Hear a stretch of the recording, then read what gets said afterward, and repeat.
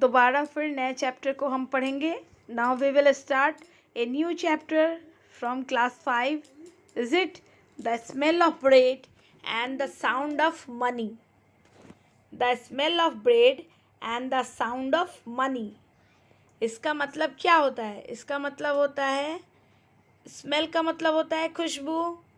किसकी खुशबू? तो ब्रेड की खुशबू. और साउंड ऑफ मनी, और आवाज़ किसकी? तो रुपए की. तो कहानी शुरू होती है. उससे पहले यहाँ 3 सवाल हैं. Here is 3 question. Have you ever been to a shop selling bakery items? आपने ऐसा कोई दुकान देखा है जहाँ बेकरी मतलब जहाँ पाव रोटी वगैरह तैयार होता है, बेकरी आइटम्स बनते हैं. सेकेंड है, have you smelled the delicious product there? आप कभी बेकरी के किनारे गए हैं? वहाँ कैसी खुशबू आती है? How did you feel? आपको कैसा लगता है उन खुशबुओं को सूंघकर? ये 3 सवाल आपसे हैं. These 3 questions asked to you. There was once a stingy baker, but he baked delicious bread. एक समय की बात है कि एक बेकर हुआ करता था. बेकर हम किसे कहते हैं? जो पाव रोटी बनाता है. तो एक कंजूस बेकर हुआ करता था, लेकिन वो बहुत अच्छा पाव रोटी बनाता था. ठीक है. Next chapter is started here.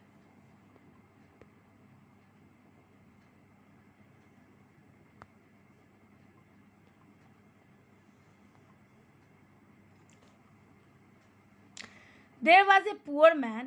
He wished to enjoy sweet smelling bread, but he did not have any money. उस समय वहाँ एक पुअर मैन हुआ करता था. पुअर मैन मतलब गरीब आदमी. वो उस स्वीट मीठा मीठा खुशबू लेता था. किसका? तो ब्रेड का. लेकिन उसके पास उतने पैसे नहीं होते थे जिससे वो उनको खरीद पाए. ठीक है. तो पुअर मैन को क्या अच्छा लगता था? तो वो ब्रेड की खुशबू. So he would stand outside the bakery every day. यही कारण है कि वो बेकरी के बाहर प्रत्येक दिन खड़ा रहता था. क्यों खड़ा रहता था? तो उस बेकरी की खुशबू को लेने के लिए. इंजॉय करता था, उसे अच्छा लगता था वो खुशबू. The baker was very angry with the poor man. मगर वो जो बेकर था वो बहुत ज़्यादा कंजूस था, तो बदमाश भी था. वो बहुत गुस्सा करता था कि उसका पाव रोटी का सुगंध क्यों कोई फ्री में ले रहा है. He felt that anyone who smelled the delicious product should pay for the smell.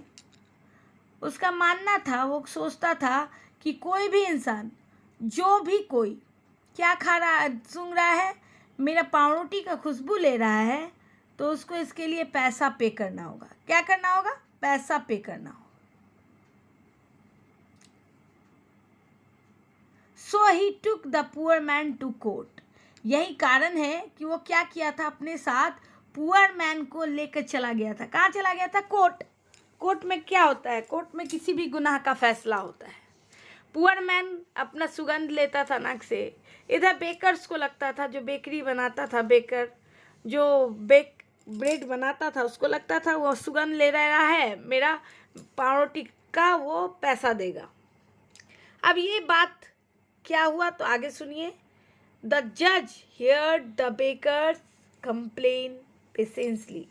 वो जो जज थे उन्होंने क्या किया, तो वो जो बेकर का कंप्लेन था उसको ध्यान से सुनने लगे. Then he asked the poor man, do you have any money? तब उन्होंने किससे क्या मांगा?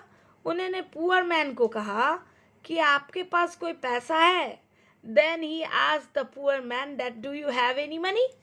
वो पुअर मैन यानी गरीब आदमी से जज बोलता है कि आपके पास कोई पैसा है.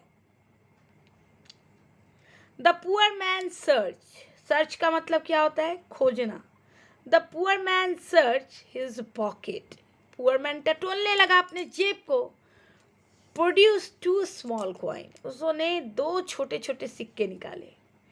This is all the money I have.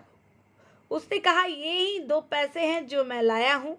He said to the judge. ये किससे कहा उसने? जज से कहा. किसे कहा बच्चों? उसने किससे कहा? तो जज से कहा। जो जज न्यायाधीश होते हैं उनके पास लोग अपनी बातें रखते हैं। तो ये तो गुनाहगार बना दिया था। कौन? बेकर। तो पुअर मैन बोला मेरे पास तो ये 2 ही सिक्के हैं। द जज took the coin, took the money from poor man. उस गरीब आदमी से जज वो 2 सिक्के लेते हैं। The baker was dilated. उसके बाद बेकर जो था वो खुश हो जाता है। उसे तो लगता है अब ये मेरे पैसे मुझे मिलेंगे। वो क्या होता है? बहुत ज़्यादा खुश हो जाता है। He smiled and eagerly held out his hand to take the money from the जज। वो बहुत खुश हो गया और अपने हाथ को बहुत तत्परता से जज के सामने फैलाया। अपने हाथों को फैलाया, क्या मुझे वो 2 पैसे मिल जाएंगे। बट द जज did not give money to the baker. लेकिन जो जज थे वो पैसा बेकर को नहीं दिए। ही ओनली जिंगल, जिंगल का मतलब हिलाना, जिंगल का मतलब बजाना, खटखटाना। He only jingle the coin together. लेकिन उन्होंने क्या किया? तो बस उस कॉइन को एक साथ खनखनाया। क्या किया? आवाज करवाया। Then he return the money to the poor man. उसके बाद उन्होंने क्या किया? दोबारा से उस पैसे को उन्होंने क्या किया? तो वो उस पैसे को किसको रिटर्न कर दिया? जिंगल करने के बाद, हिलाने के बाद, तो पुअर मैन को। एंड सेइंग, और उसके बाद वो बोले किससे बोले?